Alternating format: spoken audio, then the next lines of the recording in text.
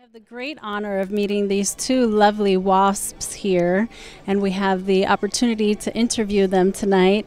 They are not only attendees at this amazing event, but they are also one of the few WASPs that were able to come out tonight, and they're also participating in the documentary that John Anderson has directed and produced. So I have here Kathleen Hilbrand from Orange City, Florida, formerly from New Jersey. So she's local as well. What a great opportunity to have her so close by.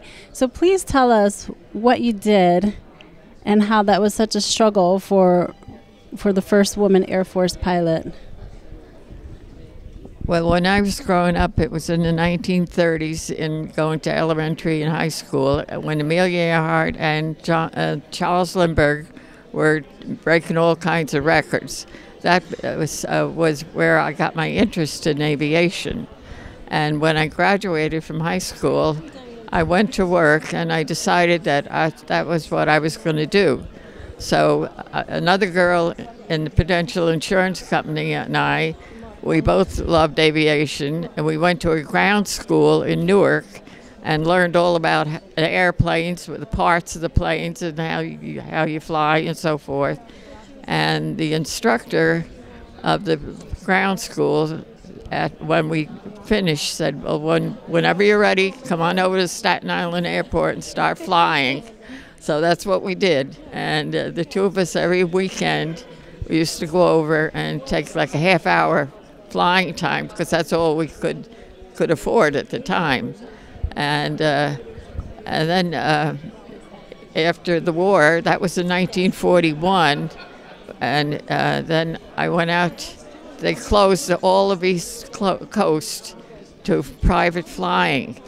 And so Staten Island Airport moved out to Pennsylvania so they could continue to teach flying. And so I went out there with them as a secretary in the office, and I got part of my salary in flying time. And while I was at this airport, that's when Jackie Cochran and General Arnold started the W.A.S.P program. And the minute I heard about it, I applied for it.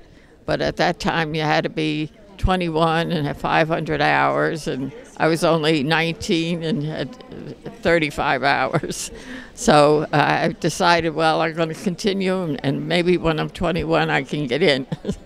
Well, in the meantime, as the war worsened, and we got into the war with Japan in 41, we were fighting two wars in Europe and in the Pacific.